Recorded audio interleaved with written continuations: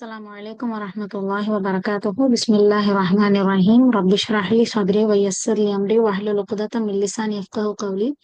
سبحانك لا علم لنا إلا ما علمتنا إنك أنت العليم الحكيم. ربي زدني علما. அல்ஹம்துலில்லாஹ். ஸோ போன வீடியோல வந்து நம்ம இந்த சர்ஃப் கிளாஸினுடைய முதல் வகுப்பு வந்து பார்த்தோம். அந்த சர்ஃப் அப்படின்ற விஷயம் வந்து ஃபெயல் கலிமாவுடைய அந்த மூணு வகைகளான இசம் ஃபெயல் ஹர்ஃப்ல ஃபெயல் பத்தி தான் அதிகமா வந்து முழுசாவே அதை பத்தி தான் பேசும். அதனால அந்த வினைச்சொல்னா என்ன, அந்த ஃபெயல்னா என்னன்றத சொன்னோம். ஃபெயல்ன்றது ஒண்ணும் கிடையாது, ஒரு காலத்துல ஒரு செயல் நடக்கும், அதைத்தான் வந்து ஃபெயல் அப்படின்னு சொல்லுவோம். அதை வச்சு வாக்கியங்கள் அமைக்கும் போது அது வினைச்சொல் வாக்கியம் அப்படின்னு நம்ம சொல்லுவோம். அப்படி வினைச்சொல் வாக்கியங்களா நம்ம அமைக்கும் போது அந்த செயலை செஞ்சவங்களும் அதுல கண்டிப்பா இருப்பாங்க அப்படின்றத சொன்னோம். அடுத்து இந்த சர்ஃப்னா என்ன, இதுக்கும் ஃபெயலுக்கும் என்ன சம்பந்தம்னு கேட்டா, அந்த செயலை நீ செஞ்ச, நான் செஞ்சேன், நாங்க செஞ்சோம், அவங்க செஞ்சாங்க அப்படின்னு பல விதமா மாத்துறோம் பாத்தீங்களா. அந்த மாத்துறதுக்கு பேரு தான் சர்ஃப் அப்படின்னு நம்ம சொன்னோம். அப்ப அதுல வந்து என்ன ஒரு விஷயம்னா, நிறைய வினைச்சொற்கள் இருக்கும். சாப்பிட்டான்னு ஒரு வினைச்சொல் இருக்கு, குடித்தான் அப்படின்னு ஒரு வினைச்சொல் இருக்கு, வெளியேறினான்னு ஒரு வினைச்சொல் இருக்கு. இப்படி இத்தனை வினைச்சொற்கள் இருக்கும்போது ஒன்னொண்ணுமே எப்படி மாறும்னு சொல்லி பார்க்கும்போது ரொம்ப பெருசா தெரியும். ஆனா அதையே எல்லா வினைச்சொல்லையும் காமனா ஒரே எழுத்த வச்சு நம்ம சொல்லிட்டோம் அப்படின்னா கொஞ்சம் ஈஸியா இருக்கும். அப்படிங்கறதுனால என்ன செஞ்சிருக்காங்க அறிஞர்கள், ஃபா ஐன் லாம் அப்படின்ட்டு இந்த மூணு எழுத்துக்களை வந்து பொது அளவீடா வந்து வச்சு, எனவே ஃபாக்கு இந்த ஹரக்கத் அப்படின்னு சொன்னா எல்லா வினைச்சொல்லோட முதல் எழுத்தையுமே ஃபா அப்படின்னு சும்மா சொல்லுவாங்க. அதே மாதிரி ஐனுக்கு இந்த ஹரக்கத் அப்படின்னு சொல்றாங்கன்னா அப்ப இரண்டாவது எழுத்து ஐன் அப்படின்னா அது இரண்டாவது எழுத்தை குறிக்குது அப்படின்னு அர்த்தம். அதே போல லாமுக்கு இதுதான் ஹரக்கத் அப்படின்னு சொன்னாங்கன்னா அது லாம்ன்ற அந்த ஒரு எழுத்து கிடையாது, மூணாவது அந்த வினைச்சொல்லில் மூணாவது எழுத்து என்னவோ அதுதான் அதுக்கான ஹரக்கத்தை பத்தி பேசுறாங்க அப்படின்னு அர்த்தம். எனவே இந்த ஃபா ஐன் லாம் அப்படிங்கிறது என்னது, அந்த வினைச்சொல்லுக்கான ஒரு அளவீடா இருக்கு. ஏன் ஃபா ஐன் லாம் எடுத்திருக்கிறாங்க, ஏன்னா ஃபெயல் அப்படின்ற வார்த்தை தான் சர்ஃபுக்கு வந்து ஒரு முக்கிய புள்ளியா இருக்கும்போது அந்த ஃபெயல்ன்ற வார்த்தையின் ஸ்பெல்லிங் தான் இந்த ஃபா ஐன் லாமாக இருக்குது. சரி, சோ இப்ப காலங்கள் என்னென்ன அப்படின்னு சொல்லி பார்க்கும்போது அரபு மொழியை பொறுத்த வரைக்கும் கடந்த காலம், நிகழ் மற்றும் வருங்காலம், ஏவல் கட்டளை வினைகள், செய்யாதுங்கிற அந்த கட்டளைகள் அப்படின்ற இந்த மூணு விஷயங்கள் தான் இருக்கும். ஏன் நிகழ்காலம் இல்ல, எதிர்காலத்தோட ஏன் சேர்த்துட்டாங்கன்னு கேட்கும்போது நம்ம ஏற்கனவே அதை சொல்லிட்டோம். நிகழ்காலம்ன்றது ஒரு செகண்ட் தான். இந்த ஒரு செகண்ட் தான் நிகழ்காலம். அது கடந்துருச்சுன்னா கடந்த காலம் ஆயிரும், இனிமே வரப்போறது வருங்காலம் ஆயிரும். அப்ப இந்த நிகழ்காலம்ன்ற இந்த பிரசன்ட் மொமெண்ட்ங்கிறது ஒரு செகண்ட் தான் அப்படிங்கறதுனால அதை பெருசா எடுத்துக்கல. அதனால என்ன சொல்லுவாங்க அப்படின்னா, இப்ப நம்ம எப்படி சாப்பிட்டான், சாப்பிடுகிறான், சாப்பிடுவான் அப்படின்னு மூணு விதமா சொல்றோம். அப்படி இல்லாம அரபில பொறுத்த வரைக்கும் சாப்பிட்டா சாப்பிடுவான் ரெண்டு தான். அது நம்ம பிரசன்ட் டென்ஸாவும் எடுத்துக்கலாம், நிகழ்காலமாவும் எடுத்துக்கலாம், வருங்காலமாவும் எடுத்துக்கலான்றத மைண்ட்ல வச்சுக்காங்க. இது வரைக்கும் நம்ம வந்து நேத்து பார்த்துட்டோம். இன்னைக்கு வந்து அந்த ஃபா ஐன் லாம வச்சு மற்ற வினை சொற்களை வந்து நம்ம வந்து விளங்கிக்கிறோம். இப்ப ஃபார் எக்ஸாம்பிள் நம்ம என்ன சொன்னோம், ஃபேல் அப்படின்றதுடைய அந்த ஸ்பெல்லிங்ல இருக்கிற ஃபா ஐன் லாம் தான் மூணு எழுத்துக்கள். சோ ஒரு ஃபேலுக்கு அதிகபட்சம் குறைந்தபட்சம் மூன்றில் இருந்து அதிகபட்சம் 6 வரைக்கும் அதோடைய ஸ்பெல்லிங் வந்து இருக்கும். அந்த ஃபேல்ல இருக்கக்கூடிய ஸ்பெல்லிங்ஸை பார்த்தீங்க, இப்ப ஷஜரத்துன் எத்தனை லெட்டர்ஸ் அப்படின்னு கேட்டா ஷீன், ஜீம், ரா, தா மர்பூத்தா. ஓகேவா. ரசூலுன் ரா, சீன், வாவ், லாம், ரசூலுன். அப்ப 4 எழுத்து ஸ்பெல்லிங். அந்த மாதிரி ஸ்பெல்லிங் அரபிக்ல வந்து ஃபேல பொறுத்த வரைக்கும் அதோட ஸ்பெல்லிங் வந்து 3ல இருந்து 6 எழுத்து வரைக்கும் தான் அதோட ஸ்பெல்லிங் இருக்கும். பெரும்பாலும் 3 எழுத்துக்கள் தான் அடிப்படையா இருக்குங்கிறனால அந்த 3 எழுத்துக்கு நம்ம வந்து ஃபா ஐன் லாம் அப்படின்றத வச்சிருக்கோம். இப்ப ஃபேல்கள் எப்படி இருக்கும்னா இந்த மாதிரி தான் இருக்கும். ஹரஜ, ஜஹப, ஜலச. நம்ம நியூ வேர்ட்ஸ் இன்ஷால்லா ஷேர் பண்ணுவோம். நசர, சமிய, கரும அப்படி சொல்லிட்டு இருக்கும். அப்ப அந்த மாதிரி இருக்கும் பொழுது இப்ப இதுல மூணு எழுத்து இருக்கா, ஹா இருக்கு, ரா இருக்கு, ஜீம் இருக்கு. இங்க ஜால் இருக்கு, ஹா இருக்கு, பா, ஜீமு, லாமு, சீன் இப்படி சொல்லிட்டு பல எழுத்துக்கள் இருக்கு. இப்ப நம்ம வந்து சர்ஃப்னா என்ன மாத்துறது தானே, அதோடைய ஹரக்கத் இப்படி மாறும் அப்படி மாறும்னு சொல்றது. அப்ப ஹரஜன் இருக்கு, இதுல ஹாக்கு ஃபத்தஹா, ராக்கு ஃபத்தஹா, ஜீமுக்கு ஃபத்தஹா. இப்ப இங்க சமியன் இருக்கு, சீனுக்கு ஃபத்தஹா, மீமுக்கு கசரா, ஐனுக்கு ஃபத்தஹான்னு இப்படி ஒரு ஒரு எழுத்தா நம்ம சொன்னா எந்த ஃபேலுக்கு எந்த ஹரக்கத் வரும்ன்றது ரொம்ப சிரமமா இருக்கும். அதனால என்ன செஞ்சுட்டாங்க அப்படின்னு சொல்லி கேட்டா, இந்த முதல் எழுத்து அந்த மூணு எழுத்துல முதல் எழுத்து என்னன்னு சொல்லுவாங்களாம், ஃபா கலிமா. கலிமானா எழுத்து. அப்ப ஃபா கலிமா, ஃபா எழுத்து அப்படின்னு சொல்லுவாங்க. ரெண்டாவதா இருக்கிற எழுத்துக்கு ஐன் கலிமா அப்படின்னு சொல்லுவாங்க. மூணாவதா இருக்கிற எழுத்த லாம் கலிமான்னு சொல்லுவாங்க. அப்ப ஹரஜ அப்படின்ற வார்த்தையில என்ன இருக்கும்? ஹா தான் ஃபா கலிமா, ராங்கிறது ஐன் கலிமா, ஜீமுங்கிறது தான் லாம் கலிமா. சோ கன்ஃபியூஸ் ஆயிடக்கூடாது. அப்ப ஃபா கலிமாக்கு ஃபத்ஹாண்டா என்ன அர்த்தம்? முதல் எழுத்து என்னவா இருக்கோ, அது அலிஃபா, பாவோ, தா, சா, ஜீம், ஹா, ஹா, தால், தால் எதுவா வேணா இருக்கட்டும். ஃபா கலிமாக்கு ஃபத்ஹான்னு சொன்னா இந்த முதல் எழுத்துக்கு ஃபத்ஹான்னு அர்த்தம். இதத்தான் நம்ம நேத்து கிளாஸ்ல வந்து சொல்லியிருந்தோம். அப்ப ஹாக்கு ஃபத்ஹா போடணும்னு அர்த்தம். அதுதான் ஃபா கலிமாக்கு ஃபத்ஹா. இப்ப ஐன் கலிமா அப்படின்னு சொன்னா அந்த ஃபேலினுடைய இரண்டாவது எழுத்து அது என்னது? ஹரஜல ராங்கிறது தான் ஐன் கலிமா. ஃபா தான் ஃபர்ஸ்ட், லாம் தான் லாஸ்ட். அப்படி ஞாபகம் வச்சுக்கோங்க. ஃபர்ஸ்ட் ஃபா, லாஸ்ட் லாம், ஃபா ஃபா லா லா அப்படி வருது. ஓகேவா? சோ அப்படி வந்து ஞாபகம் வச்சுக்கிட்டீங்கன்னா உங்களுக்கு கொஞ்சம் குழப்பாது இன்ஷா. அப்ப நடுவுல மீதி இருக்கிறது ஐன் கலிமா தான். அப்ப அது வந்து நடு எழுத்து அப்படின்னு நம்ம சொல்லிக்கிறலாம். இரண்டாவது எழுத்து அப்படின்னு. அப்ப ஃபா கலிமானா ஹா தான் இங்க ஃபா கலிமா, ரா ரெண்டாவது ஐன் கலிமா, ஜீம் வந்து லாம் கலிமா. இப்ப அதே மாதிரி இங்க சில செயல்கள் கொடுத்திருக்காங்க. அதோடைய அர்த்தங்கள் இங்க இருக்கு. அதோடைய ஃபா கலிமா என்ன, ஐன் கலிமா என்ன, லாம் கலிமா என்னன்னு இங்க சொல்லியிருக்காங்க. அல்ஹம்துலில்லாஹ். அப்ப இப்ப ஸஹப இதுல எது ஃபர்ஸ்ட் லெட்டர்? ஜால் தான் ஃபர்ஸ்ட் லெட்டர். அப்ப ஃபர்ஸ்ட் லெட்டர்னா ஃபா கலிமா. ஹாங்கிறது செகண்ட் லெட்டர். அப்ப ஹாங்கிறது ஐன் கலிமா. பா ஸஹபல இருக்கிற பா வந்து கடைசி லாஸ்ட் லெட்டர். அப்ப லாம் கலிமா. பா தான் லாம் கலிமா. அப்ப இதே மாதிரி ஜலசக்கு எப்படி சொல்லணும்? ஜலசன்றது உட்கார்ந்தான், அமர்ந்தான் அப்படின்றதுக்கு சொல்ற ஒரு ஃபேல். அப்ப இதுக்கு என்னது? ஜீம் தான் ஃபா கலிமா, லாம் தான் ஐன் கலிமா, சீன் தான் லாம் கலிமா. சோ இங்க இங்க ஆல்ரெடி லாம் இருக்கு. அப்ப லாம் வந்து லாம் கலிமாவா அப்படி போயிடக்கூடாது. இங்க அலிஃப்ல இருந்து யா வரைக்கும் என்ன எழுத்து வேணா இங்க இருக்கலாம். அது வந்து நீங்க கண்டுக்க தேவையில்ல. அது ஃபர்ஸ்ட்ல இருந்தா ஃபா கலிமா, செகண்ட்ல இருந்தா ஐன் கலிமா, தேர்ட்ல இருந்தா லாம் கலிமா. அவ்வளவுதான். இப்ப இந்த சமியான்ற ஃபேல் எல்லாம் பாருங்க. சீன் தான் ஃபர்ஸ்ட் லெட்டர் வந்து அப்ப சீன் வந்து ஃபா கலிமா, மீம் வந்து ஐன் கலிமா, ஐன் வந்து லாம் கலிமா. இங்க எப்படி லாம் இருக்கு ஆனா அது ஐன் கலிமான்னு சொல்றோம். இங்க ஐன் இருக்கு ஆனா அத லாம் கலிமான்னு சொல்றோம். ஏன்னு கேட்டா என்ன எழுத்துன்றது முக்கியம் இல்ல, எத்தனாவது எழுத்துங்கிறது தான் முக்கியம். அப்ப அந்த மாதிரி ஆர்டர்ல நம்ம என்ன செய்யணும்? இந்த மாதிரி ஃபெயில்களை நீங்க வந்து நம்ம டேபிள் ஷேர் பண்ணுவோம். அத வந்து நீங்க பார்த்து என்ன செய்யணும்? அப்படியே சொல்லி பார்க்கணும். நூன் ஃபா கலிமா, ஸாது ஐன் கலிமா, ரா லாம் கலிமா, சமியால சீன் ஃபா கலிமா, மீம் ஐன் கலிமா, லாம் லாம் ஐன் லாம் கலிமா, கருமன்ற ஃபேல்ல காஃப் ஃபா கலிமா, ரா ஐன் கலிமா, மீம் லாம் கலிமா அப்படின்னு சொல்லணும். அப்ப இங்க பாத்தீங்கன்னா எல்லாத்துக்கும் மோஸ்ட் ஹரக்கத் சேமா தான் இருக்கும். இந்த நடு எழுத்து மட்டும் பாத்தீங்கன்னா கொஞ்சம் ஒரு இடத்துல ஃபத்தா இருக்கு, ஒரு இடத்துல கஸ்ரா இருக்கு, ஒரு இடத்துல தம்மா இருக்கு. அப்ப இந்த மாதிரி டைம்ல தான் இந்த ஃபா கலிமா ஐன் கலிமா யூஸ் ஆகும். எதுக்கு போட்டு இப்படி எல்லாம் படிச்சுக்கிட்டு இருக்கணும் அப்படின்னு கேட்டா ஹரக்கத் மாறும்போது இப்ப ஐன் கலிமாக்கு கசரா அப்படின்னு சொன்னா நடு எழுத்துக்கு கசரா போடணும்னு அர்த்தம். ஐன் கலிமாக்கு தொம்மாண்டா நடு எழுத்துக்கு தொம்மா போடணும்னு அர்த்தம். லாம் கலிமாக்கு தொம்மா போடணும்னா என்ன அர்த்தம்? கடைசி எழுத்து லாம்னா என்னது? லாஸ்ட். அப்ப லாஸ்ட் லெட்டருக்கு தொம்மா போடணும்னு அர்த்தம். அப்ப இந்த மாதிரி நம்ம விளங்கிக்கணுன்றதுக்கு தான் இந்த ஃபா கலிமா, ஐன் கலிமா, லாம் கலிமான்ற ஒரு கான்செப்டையே அறிஞர்கள் கொண்டு வந்திருக்காங்க. அல்ஹம்துலில்லாஹ். அப்ப இந்த மாதிரி நம்ம என்ன செய்ய போறோம்னா அடுத்து இந்த செயல்கள் எப்படி மாறப்போகுது அப்படின்னு பார்க்க போறோம். சோ என்ன மாற்றங்களுக்கு உட்பட போகுது அப்படின்னு சொல்லி பார்த்தா ரொம்ப புதுசாலாம் ஒண்ணும் கிடையாது. ஏற்கனவே உங்களுக்கு தெரிஞ்ச ஒரு விஷயம் தான். என்னன்னா இந்த வினை சொற்கள் இந்த கட்டமைப்பு இருக்கு பாத்தீங்களா? சர்ஃப்ன்ற கட்டமைப்பு. இதுல மெயினா என்ன மாறப்போகுது சர்ஃப்ல அப்படின்னு கேட்டீங்கன்னா, சர்ஃப்னாலே மாற்றுதல். அது என்ன மாற்றுதல்? என்ன மாறப்போகுதுன்னு கேட்டீங்கன்னா, அந்த ஃபெயல் ஒருமையா, இருமையா, பன்மையாக மாறும். ஒரு ஃபெயல ஒருமையில சொல்லுவாங்க. அதையே இருமையிலயும் சொல்லுவாங்க. அதே பன்மையிலயும் சொல்லுவாங்க. அதையே ஆண்பாலாவும் சொல்லுவாங்க. பெண்பாலாவும் சொல்லுவாங்க. அதையே என்ன செய்வாங்க? படர்க்கை, முன்னிலை, தன்னிலை அப்படின்னு சொல்லுவாங்க. ஓகே. இப்ப ஒருமை, இருமை, பன்மை உங்களுக்கு தெரியும். அல்ஹம்துலில்லாஹ். ஆண்பால்னா என்ன? பெண்பால்னா என்னன்னு உங்களுக்கு தெரியும். அல்ஹம்துலில்லாஹ். இந்த படர்க்கை, முன்னிலை, தன்னிலை அப்படின்றது என்ன? அப்படின்னு சொல்லி கேட்டீங்கன்னா, இது ஒண்ணும் கிடையாது. நீங்க பிரதிபெயர் சொல் படிச்சிருப்பீங்க பாத்தீங்களா? ஹுவ, ஹுமா, ஹும், ஹிய, ஹுமா, ஹும். எக்ஸாம்ல எல்லாம் மாஷாஅல்லா எழுதிருந்தீங்க. சேர்ந்து வரும் பிரதிபெயர் சொல், தனித்து வரும் பிரதிபெயர் சொல் அப்படின்னு. அப்ப படிச்சிருப்பீங்க. ஹுவ, ஹுமா, ஹும், ஹிய, ஹுமா, ஹும்னா அன்த, அன்துமா, அன்தும், அன்தி, அன்துமா, அன்தும்னா அன, நஹ்னு அப்படின்னு வந்திருக்கும். அது என்ன அர்த்தம் குடுத்துச்சு? அவன், அவர்கள் இருவர், அவர்கள் பலர், நீ, நீங்கள் இருவர், நீங்கள் பலர், நான், நாங்கள் அப்படி சொல்லிட்டு வந்துச்சு பாத்தீங்களா? அதே விஷயம்தான் இங்க சர்ஃப்ல வரப்போகுது. அப்ப இப்ப உதாரணத்துக்கு ஒரு ஃபெயல் இருக்குன்னு வைங்க.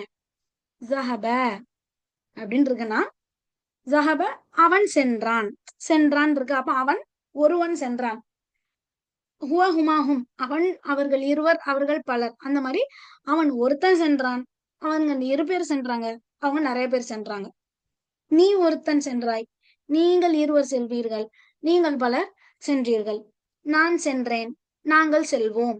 அப்ப அந்த சென்ற அப்படின்ற இந்த வார்த்தை கொஞ்சம் மாறுது பாத்தீங்களா தமிழ்ல. அதே மாதிரிதான் அரபிலையும் கொஞ்சம் மாறும். அப்ப அந்த மாற்றத்துக்கு பேரு தான் சர்ஃபு. அப்ப அந்த வார்த்தைகளை எப்படி சொல்லுவாங்க? ஒருமை இருமை பன்மை ஆண்பால் பெண்பால்ல மாறும். படர்க்கை முன்னிலை தன்னிலை அப்படின்னு மாறும். அது என்ன படர்க்கை முன்னிலை தன்னிலை அப்படின்னா, சோ ஆக்சுவலா இங்க பார்க்கை அப்படின்னு போட்டிருக்கு. படர்க்கை. சோ படர்க்கை அப்படின்னா தேர்ட் பர்சன் அப்படின்னு அர்த்தம். அதாவது நமக்கு முன்னாடி இல்லாதவங்க. ஸ்டார்டிங்ல வரும் பாத்தீங்களா? ஹுவ ஹுமாஹும் ஹிய ஹுமா ஹுன்ன. அவன் ஒரு ஆண், அவர்கள் இரு ஆண்கள், அவர்கள் பல ஆண்கள், அவள் ஒரு பெண், அவர்கள் இரு பெண்கள், அவர்கள் பல பெண்கள். இதுதான் படர்க்கை. அங்க அந்த நபர் இருக்க மாட்டாங்க. அவன் வரலையா? இப்ப இங்க இல்லாத யாரோ ஒருத்தர அவன் வரலையா அப்படின்னு சொல்லி நம்ம கேக்குறோம். அதே மாதிரி அவ வரலையா? அவங்களுக்கு சலாம் சொல்லு. அப்ப இங்க இல்லாத ஒரு 3வது நபரைத்தான் நீங்க படற்கையில வச்சு அவன், அவள் அப்படின்னு குறிப்பிடுவீங்க. அப்ப அதுல படற்கையில ஒருமை, இருமை, பன்மை ஆண்பால், பெண்பால் வரும். அதே மாதிரி முன்னிலையில முன்னிலைன்னு என்ன? நமக்கு முன்னாடி இருக்கக்கூடியவங்க. அப்ப நீ அப்படின்னு பேசுவோம் இல்லையா? நீ எப்படி இருக்க? உன்னோடது அப்படி சொல்லி பேசுறோம் பாத்தீங்களா? அப்ப முன்னிலைன்னா நமக்கு முன்னாடி இருக்கக்கூடியவங்க. அவங்க வந்து எப்படி அவங்க கிட்ட எப்படி பேசுவோமோ அந்த மாதிரி. அப்ப நீ சென்றாய், நீ உட்கார்ந்தாய், நீங்கள் வந்தீர்கள் அப்படி சொல்லி அந்த முன்னிலை இருக்கக்கூடியவங்கள ஆண்பால் பெண்பால் வச்சு ஒருமை இருமை பன்மை. அப்ப ஆண்பால்ல ஒருமை இருமை பன்மை, பெண்பால்ல ஒருமை இருமை பன்மை அந்த மாதிரி. ஓகேவா? அப்ப 6 வந்துரும் இல்லையா? படற்கையில ஆண்பாலுக்கு 3, பெண்பாலுக்கு 3. எப்படி 3? ஒருமை இருமை பன்மை அந்த அடிப்படையில 3. அதே மாதிரி முன்னிலை அந்த அந்துமா அந்தும் அது. அப்ப ஆண்பால்ல ஒருமை இருமை பன்மை. திரும்ப அந்தி அந்துமா அந்துன்ன பெண்ல நீ ஒருத்தி, நீங்கள் இரு பெண்கள், நீங்கள் பல பெண்கள். அப்ப அப்படி வரும். அடுத்து கடைசியா என்னது? தன்னிலை. தன்னிலைன்னா என்ன? நான், நாங்கள். தன்னிலை தன்னை பற்றியே வரும். நான் சென்றேன், நான் வாங்கினேன், நாங்கள் கேட்டோம், நாங்கள் கட்டுப்பட்டோம் அப்படி சொல்லி வர அந்த தன்னிலை. அப்ப இந்த மாதிரி தன்னிலை அப்படின்றது 2 தான். ஒருமை இருமை கிடையாது. ஒருமையும் பன்மை மட்டும்தான். நான் நாங்க அப்படின்னு தான் வரும். ஆண்பால் பெண்பால் பொதுதான். யாரு சொன்னாலும் சேமா தான் வரும். அப்ப இந்த மாதிரி பிரதிபெயர் சொல் 14மே தான் என்ன செய்ய போகுது? இந்த வினை சொற்கள்ல வரப்போகுது. சோ இது உங்களுக்கு புது கான்செப்ட் கிடையாது. ஏற்கனவே இந்த அவன், அவர்கள் இருவர், அவர்கள் பலர், அவள், அவர்கள் இரு, அவர்கள் பல பெண்கள், நீ, நீங்கள் இருவர், நீங்கள் பலர் அப்படின்ற அந்த செட்டு வந்து உங்களுக்கு என்ன செய்யும்? ஏற்கனவே அல்ஹம்துலில்லாஹ் தெரியும். சோ இப்ப அத வச்சு நம்ம என்ன செய்ய போறோம் அப்படின்னா, முதல் காலமான கடந்த காலத்தை பற்றி பார்க்க போறோம். ஒவ்வொரு வாரமும் ஒரு ஒரு காலத்தை பற்றி பார்த்துருவோம். இதுல முக்கியமான விஷயம் என்ன அப்படின்னு சொல்லி கேட்டீங்கன்னா, இந்த முதல் வார வகுப்பையும், 2வது வார வகுப்பையும், ஆஹ் அதே போல 3வது வார வகுப்பு. இந்த 3 வார வகுப்புகள் ரொம்பவே முக்கியமானது. அது புரிஞ்சாதான் மீதி 7 வாரங்கள்ல ஈஸியா உங்களுக்கு புரியறதுக்கு வேலையே இருக்காது. ரொம்ப ஈஸியா இருக்கும். சோ முதல் வாரம் அந்த கடந்த காலம் அப்படின்னு பத்தி பேசுற அதுவும், வருங்காலம் அப்படின்னு பேசக்கூடிய அந்த காலம், இந்த 2த்தையும் நல்லா உங்களுக்கு விளங்கிருச்சுன்னா, மீதி உள்ளது எல்லாமே ரொம்ப ஈஸியா உங்களுக்கு இருக்கும். சோ ஏன்னா வந்து கடந்த காலத்த வச்சுதான் வருங்காலத்த எழுதுவாங்க. வருங்காலத்த வச்சுதான் அதுக்கு அடுத்தடுத்து வர்றதெல்லாம் எழுதுவாங்க. அதனால அந்த முதல் 2 வகுப்பு மிஸ் பண்ணிட்டீங்கன்னா, அதுக்கப்புறம் வந்து நடுவுல எப்படி பார்த்தாலுமே ரொம்ப கன்ஃபியூசிங்கா இருக்கும். அதனால எப்பவுமே மிஸ் பண்ணிடாதீங்க. டைம் கிடைக்கும்போது இந்த வீடியோவ கண்டிப்பா பார்த்துருங்க. அப்ப முதல்ல கடந்த காலம் அப்படின்னா என்னது? ஒரு விஷயம் கடந்த காலத்துல நடந்திருக்கும். அதுதானே கடந்த காலம் அப்படின்னு சொல்லுவோம். இறந்த காலம் அல்லது கடந்த காலம் அப்படின்னு சொல்லுவோம். அப்ப அந்த கடந்த காலத்த அரபில என்ன சொல்லுவாங்க? அல் மாதி. அல் ஃபிஅலுல் மாதி அப்படின்னு சொல்லுவாங்க. கடந்த காலம், கடந்த வினைச்சொல் அப்படின்னு சொல்றோம். சரி. அப்ப இந்த கடந்த கால வினைச்சொல் எப்படி வரும்? அதோடைய இப்ப நம்ம இதுவரைக்கும் நஹ்வ படிக்கும்போது சில வகைகளா வந்து பெயர் சொற்கள படிச்சோம். ஆனா அந்த பெயர் சொல் இப்படித்தான் வரும் அப்படின்லாம் நம்ம எதுவும் வந்து என்ன செய்யல. ஆ குறிப்பிட்டு அதோட ஸ்பெல்லிங் அது இதுன்னு சொல்லல. எப்படி இப்ப முதாஃப், முதாஃப் இலைக்கு அலிஃப் லாம் வராது. முதாஃப் இலை கஸரா போடணும். மௌசூப் சிஃபத்து ஹரக்கத்துல ஒரே மாதிரி இருக்கும். அப்படிலாம் படிச்சோம். அப்ப அந்த மாதிரி இங்க வினைச்சொற்களும் எப்படிலாம் எழுதணும் அப்படிங்கிறத நம்ம பார்க்க போறோம். அப்ப இப்ப இந்த கடந்த கால வினைச்சொல்ல பொறுத்தவரைக்கும் அதோட ஸ்பெல்லிங் வந்து 3ஆ இருக்கலாம். 4, 5, 6 எப்படி வேணா இருக்கலாம். ஓகேவா? சோ இப்போ குறைந்தபட்சம் 3 எழுத்து. அத மட்டும் முதல்ல ஃபோக்கஸ் பண்ணுவோம். நெக்ஸ்ட் வீக்ல 4 எழுத்து, 5 எழுத்து, 6 எழுத்துலாம் பார்த்துக்கலாம். ஓகே. ஏன்னா 3 எழுத்து தான் அதிகமா இருக்கும் வினைச்சொற்கள்ல. அப்ப இந்த 3 எழுத்து வினைச்சொல்லுல இந்த கடந்த கால வினையுடைய ஆரம்ப எழுத்து, இறுதி எழுத்து. அப்ப 3 எழுத்து இருக்கு அப்படின்னா, ஃபஅல அப்படின்ட்டு இருக்குன்னா, முதல் எழுத்து, இறுதி எழுத்து. அப்ப என்னது? ஃபா கலிமா, லாம் கலிமான்னு அர்த்தம். ஓகேவா? அப்ப முதல் எழுத்து ஆரம்ப எழுத்தும், இறுதி எழுத்து. First letter, last letter. ஃபா கலிமா, லாம் கலிமா. அத பத்தி என்ன சொல்றாங்க? அது ஃபத்ஹால தான் இருக்குமாம். அது ஃபத்ஹால தான் இருக்கும். அப்ப என்னது? ஹரக்கத் இங்க ஃபத்ஹா தான் இருக்கும். அப்படின்றத நம்ம என்ன செஞ்சுக்கணும்? மைண்ட்ல நல்லா ஞாபகம் வச்சுக்கணும். 3 எழுத்துல முதல் எழுத்தும், கடைசி எழுத்தும் எப்பவுமே ஃபத்ஹால தான் இருக்கும். சரி, அப்ப நடு எழுத்துக்கு என்ன? நடு எழுத்தோட ஹரக்கத் என்ன அப்படின்னு கேட்டா, நடு எழுத்து ஃபத்ஹாவாவும் இருக்கலாம், கஸ்ராவாவும் இருக்கலாம், தம்மாவாவும் இருக்கலாம். இப்படிதான் இருக்கும் அப்படின்னு சொல்லி நம்ம வந்து என்ன செய்ய முடியாது?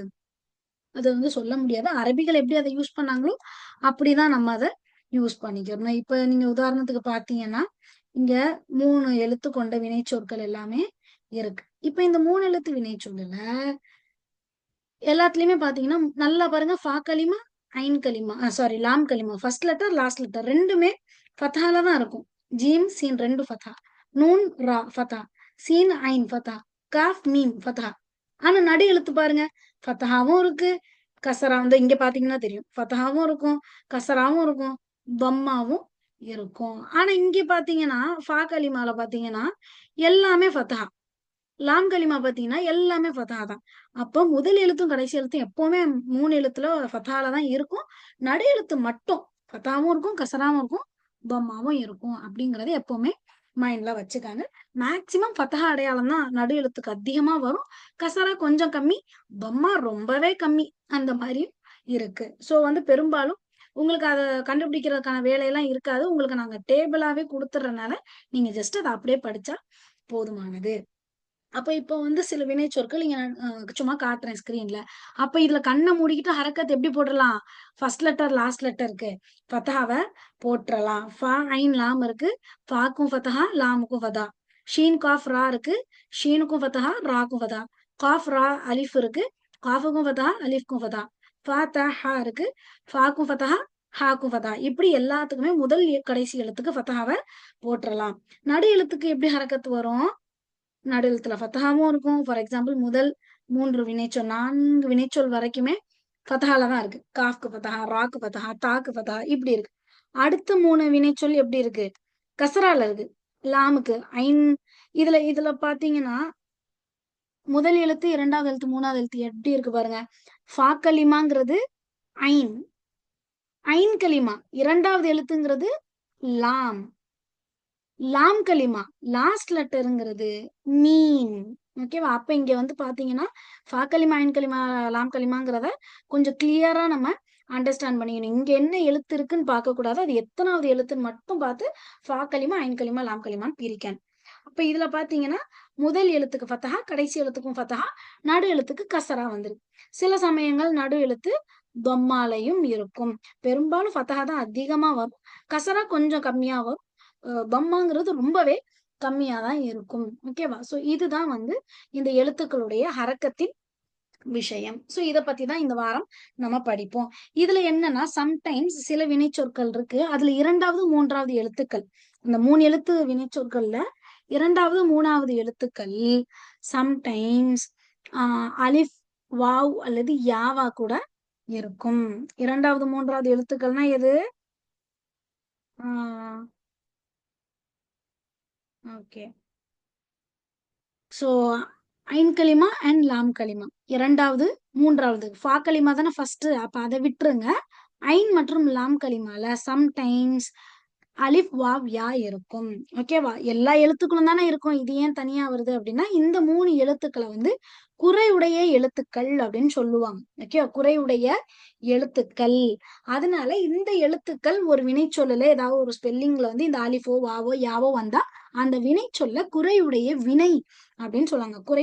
குறையுடைய வினைச்சொல் அப்படின்ற மாதிரி சொல்லுவாங்க. இது ஏங்கிறத இன்ஷால்லா நமக்கு வாய்ப்பு கிடைச்சா படிப்போம். நம்ம பேசிக் இதுல வந்து இதை கொண்டு வர்றது இல்ல.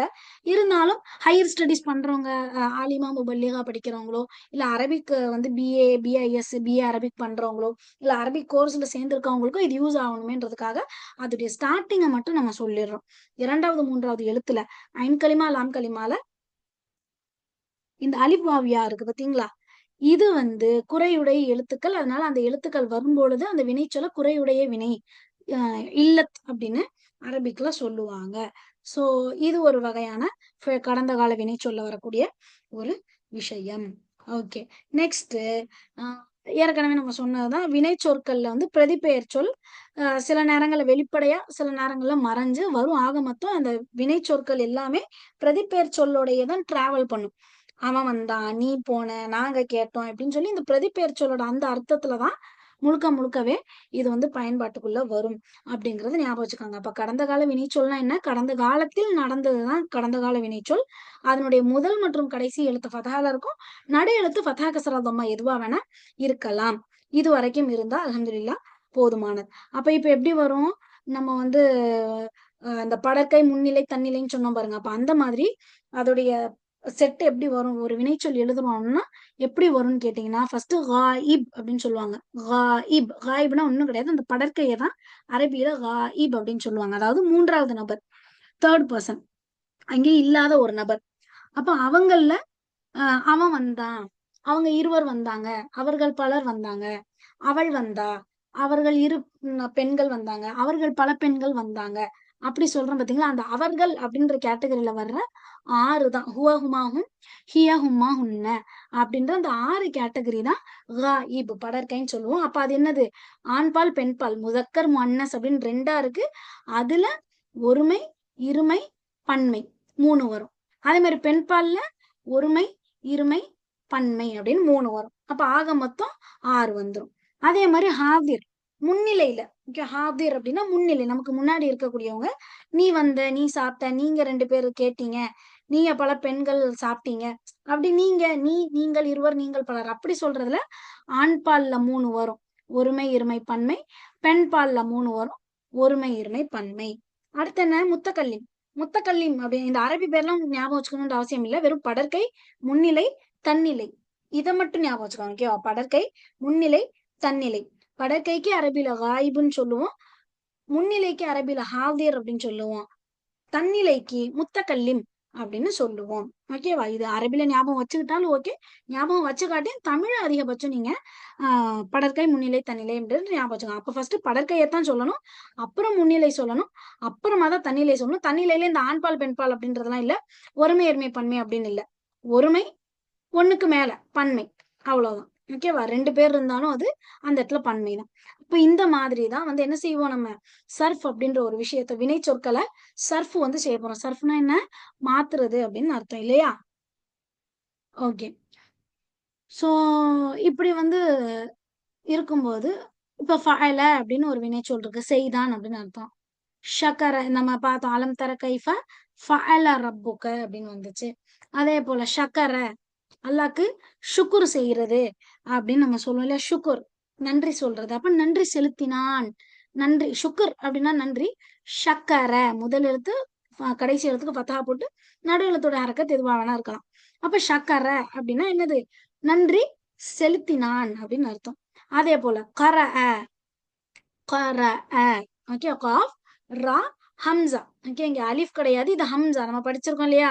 ஹம்சத்துல் வசல், ஹம்சத்துல் கதா அப்படின்னு படிச்சிருப்போம். அப்ப குட்டியா ஹம்சா போட்டா அது ஹம்சத்துல் கதா. அப்ப இது ஹம்சான்னு சொல்லணும். அப்ப காஃப் ரா ஹம்சா. இதோடைய இது என்ன அர்த்தம்? என்ன? கர அப்படின்னா ஓதினான், வாசித்தான், படித்தான் அப்படின்னு அர்த்தம். இக்ரா பிஸ்மி அப்படின்னு வருதுல, இக்ரா பிஸ்மி ரப்பி கல்லதீன், ஓதுவீராக, படைத்தோம் இறைவனின் பெயரால் ஓதுவீராக. அப்ப இக்ரா கரண்ட ஓதுங்க, படிங்க, படித்தான், ஓதினான், வாசித்தான் அப்படின்னு அர்த்தம். அதான் கிராத், கிராத் ஓதுறது, கிராத் ஓதுறது. கிராத்ன்றா இந்த கரான்ற வார்த்தையில இருந்துதான் கிராத்ன்ற வார்த்தை வருது. அப்ப கரஹண்டா கிரா கிராத்துன், ஓதுறது, படிக்கிறது, வாசிக்கிறது, ரீடிங் அப்படின்னு அர்த்தம். அடுத்து என்ன ஒரு வினைச்சொல் இருக்கு? ஃபதஹ. ஃபதஹ அப்படின்னா திறந்தான் அப்படின்னு அர்த்தம். ஓகே, ஃபதஹன்றா என்ன அர்த்தம்? திறந்தான். சாவிக்கு வந்து மிஃப்தாஹ் அப்படின்னு சொல்லுவாங்க. ஏன்னா திறக்குது இல்லையா அது. அப்ப சாவிக்கு அரபில் என்ன? மிஃப்தாஹ்ன்னு சொல்லுவாங்க. ஏன் மிஃப்தாஹ்? ஏன்னா அது ஃபதஹ, அது திறக்கிறது. அப்ப திறந்தான் அப்படின்றதுக்கு என்ன சொல்லணும்? ஃபதஹ. அப்ப அவன் திறந்தான், நீ திறந்தாய், நான் திறந்தேன், அப்படி மாத்துறதுதான் இந்த சர்ஃப்ங்கிறது. அடுத்து என்ன? சமிஅ, இன்னொரு ஃபேல். சமிஅ, சீன் மீம் ஐன். இதுல ஐன் கலிமா எது? ஐன் கலிமாண்டா நடு எழுத்து. அப்ப ஐன் கலிமாண்டா இங்க எது? மீம் தான் ஐன் கலிமா. ஐன் இருக்கேன்ட்டு ஐன் கலிமான்னு சொல்லி விட்டுற கூட, நடு எழுத்து தான் ஐன் கலிமான்னு சொல்லலாம். அப்ப சமிய, கேட்டான் அப்படின்னு அர்த்தம். சமிய எங்கேயாவது கேள்விப்பட்டிருக்கீங்களா இந்த வார்த்தையை? அப்படின்னா நம்ம டெய்லி சொல்லுவோம். ஓகேவா? டெய்லி இந்த வார்த்தையை நம்ம இந்த ஃபேல்களை கூட சொல்லியிருப்போமோ இல்லையோ, ஆனா இந்த ஃபேலை வந்து கண்டிப்பா சொல்லியிருப்போம். அது எப்படிங்க இவ்வளவு உறுதியா சொல்றீங்கன்னு கேட்டா, சமிய அல்லாஹு லிமன் ஹமீதான்னு சொல்லுவோம். சமிய, சமியா கேட்டான், சமியா அல்லாஹ், அல்லாஹ் கேட்டான், லீமன் ஹமீத் அவனை யார் புகழ்ந்தாங்களோ அவனை அல்லாஹ் கேட்டு விட்டான் கண்டிப்பா அப்படின்னு சொல்லி வருது. அப்ப சமியாண்டா என்னது? கேட்டான் அப்படின்னு அர்த்தம். அதே போல நம்ம நைட்டும் இதே வார்த்தையை சொல்லுவோம். தூங்க போறதுக்கு முன்னாடி என்ன செய்யணும்? பக்ராவுடைய கடைசி 2 ஆயத்துகள் வந்து ஓதணும். ஆமன ரசூல் பிமா உன்சில அப்படின்னு சொல்லி வரக்கூடிய அந்த வசனங்கள்ல சமியனா வ அத்தாயினா, நாங்க கேட்டோம், கட்டுப்பட்டோம் அப்படின்னு வரும். அப்ப சமியனா, நாங்கள் கேட்டோம். அப்ப வருதா? அப்ப இப்படிதான் ஃபேல்கள் எல்லாமே நமக்கு பயன்பாட்டுல இருக்கு. அத வந்து இன்ஷா அல்லாஹ் இதுக்கப்புறம் படிக்க போறோம். அப்ப இந்த மாதிரிதான் வினைச்சொற்கள் நம்ம கொடுப்போம். இஸ்ம அளவுக்கு அதிகமா வந்து வினைச்சொற்கள் இருக்காது. ரொம்ப கம்மியா தான் இருக்கும். அதனால நீங்க வந்து நல்லா வந்து இத வந்து ஒவ்வொரு வாரமும் கண்டிப்பா வந்து மனப்பாடம் பண்ணிக்கங்க. சோ எப்படி இப்ப இந்த ஃபெயல்கள மாத்த போறோம்? சர்ஃப் எப்படி செய்ய போறோம்ன்னு கேட்டீங்கன்னா, ஒண்ணும் கிடையாது. அந்த வினைச்சொல்லுடைய கடைசியில தான் சில எழுத்துக்கள மாத்துவோம். அவன் செஞ்சான், ஷி அவ செஞ்சா, நாங்க செஞ்சோம், நாங்க செஞ்சோன்றதுக்கு. அவங்க செஞ்சாங்க. நீ செய்தாய், ஒரு ஆண்பால் யூ. நீ ஒரு பெண் செய்தாய், அதுக்கு. நீங்கள் பலர் செஞ்சீங்க, பெண்பால். நான் செஞ்சேன், நாங்கள் செஞ்சோம். இந்த மாதிரி மாத்துறதுக்கு, இப்படி சர்ஃப் மாத்துறதுக்கு வந்து என்ன செய்யணும்? பிரதிபெயர் சொல் அர்த்தத்துல மாத்துறதுக்கு என்ன செய்யணும்? அந்த ஃபஅல இல்ல வேற என்ன ஃபேல் வேணா இருக்கட்டும். இப்ப நம்ம பார்த்த சமிஅ, எந்த ஃபேலா இருக்கட்டும், அந்த ஃபேலின் கடைசியில சில எழுத்துக்களை சேர்க்கறனாலயோ இல்ல சில ஹரக்கத்துகளை மாத்துறனாலயோ அந்த அர்த்தம் வந்து நமக்கு கிடைச்சிரும். அதைத்தான் வந்து நாளைக்கு வீடியோல இன்ஷா அல்லாஹ் நம்ம பார்ப்போம். ஓகேவா? அப்ப ஒவ்வொரு ஃபேலுக்கும் ஒரு ஒரு ஸ்பெல்லிங் வந்துச்சு. அப்ப நம்ம ஒரு ஒரு வார்த்தைக்கும் ஒரு ஒரு ஸ்பெல்லிங்கா சொல்லிட்டு இருக்க முடியுமா? அப்படின்னு அப்படின்னு சொல்லி கேட்டீங்கன்னா, அது வந்து முடியாது இல்லையா? சோ அப்ப இப்ப லாம் பக்கத்துல வாவ் போடுங்க. இப்ப அது ஒரு அர்த்தம் குடுக்கும். லாம் பக்கத்துல வாவ் போடுங்க. இந்த ரா பக்கத்துல அலிஃப் போடுங்க. இந்த அலிஃப் பக்கத்துல இப்படி தா போடுங்க. இதெல்லாம் சில சேஞ்சஸ். இதுதான் இந்த சர்ஃப். இந்த மாரி தான் சில எழுத்துக்கள் சேர்ப்போம். அப்ப இப்படி ரா பக்கத்துல, அலிஃப் பக்கத்துல, ஹா பக்கத்துலன்னு சொன்னா குழம்பிரும். அதுக்கு தான் என்ன செஞ்சாங்க? லாம் கலிமாக்கு பக்கத்துல.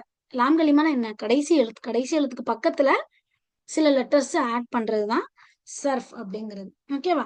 அப்ப எப்படியெல்லாம் ஆட் பண்ண போறோம் அப்படின்றத இன்ஷா அல்லாஹ் நம்ம நாளைக்கு வந்து பார்ப்போம். அப்ப அதுக்கு முன்னாடி நம்ம என்ன செய்யணும்?